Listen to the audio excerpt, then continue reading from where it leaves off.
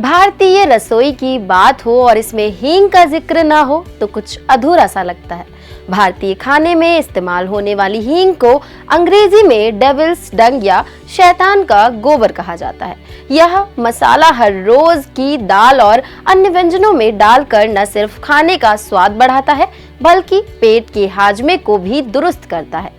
हींग का नाम सुनते ही इसकी महक और इसका तीखा स्वाद दिमाग में आ जाता है, पर क्या आपको पता है कि इसे शैतान का गोबर क्यों कहा जाता है और इसका अफगानिस्तान से क्या रिश्ता है? बताएंगे पूरी बात, चलिए शुरू करते हैं। दरअसल जब ब्रिटिश भारत में आए और उन्होंने यहाँ के मसालों का स्वाद लेना शुरू किया तो हींग का तीखा और तीव्र स्वाद उनके लिए एक अलग अनुभव था। ज्यादा इस्तेमाल करने पर हींग का तीखा स्वाद जलन पैदा कर सकता है। इसकी तीव्र महक और गाढ़े ढेले के रूप को देखकर अंग्रेजों ने इसे डेविल्स डंग या शैतान का गोबर कहा।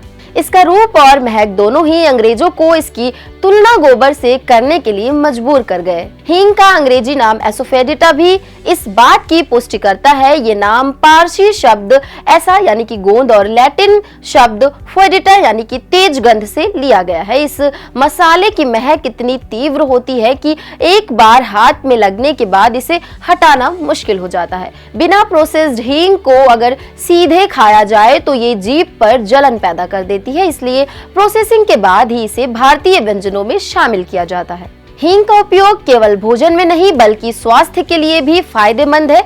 आयुर्वेद में हींग को पेट से संबंधित समस्याओं का समाधान के रूप में उपयोग किया जाता है। ये एक प्राकृतिक एंटीसेप्टिक और पाचन को सुधारने वाला मसाला माना जाता है। हींग का इतिहास भी बहुत पुराना है। इसे पहली बार भारत में सिकंदर महान की सेना द्वारा लाया गया था। इसके बाद ये भारतीय व्यंजनों का हिस्सा बन गई। महाभारत में भी हींग का उल्लेख मिलता है। अब आते हैं अफगानिस्तान पर। भारत और अफगानिस्तान के बीच राजनीतिक और राजनयिक संबंध चाहे जैसे भी हों लेकिन व्यापारिक रिश्ते जारी हैं। भारत में अफगानिस्तान से आने वाले मसालों में सबसे महत्वपूर्ण हींग है।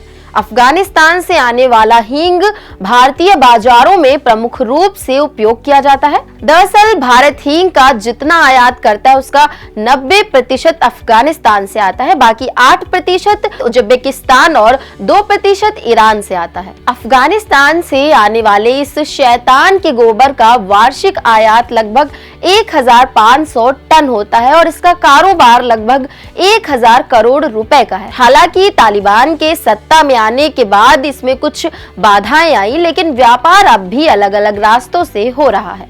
इस मसाले के आयात में भारत का एकमात्र उद्देश्य हींग की तीखी महक और उसकी शुद्धता है, जिसे भारतीय व्यंजनों में प्रमुखता से इस्तेमाल किया जाता है। भारत में हींग की 2 प्रमुख किस्में उपयोग की जाती है, सफेद और लाल हींग। सफेद हींग अफगानिस्तान से आती है और पानी में घुलनशील होती है, जबकि लाल हींग तेल में घुलनशील होती है और अन्य देशों से आती है। भारत में प्रमुख रूप से अफगानिस्तान से आने वाली हींग ही उपयोग में लाई जाती है।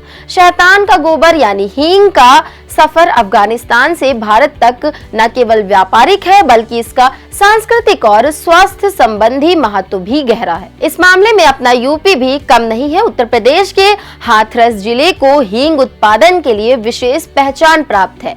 यहाँ की हींग को जीआई टैग मिला है। हाथरस में हींग का व्यापार लगभग 150 साल पुराना है और यह स्थानीय अर्थव्यवस्था का महत्वपूर्ण हिस्सा है। जीआई टैग मिलने से यहाँ के लगभग 15,000 से अधिक लोग सीधे इस कारोबार से जुड़े हुए हैं। इस जिले में करीब 100 फैक्ट्रियां हैं जहां हींग तैयार की जाती है। जीआई टैग के साथ हाथरस की हींग को एक जिला एक उत्पाद योजना में भी शामिल किया गया है।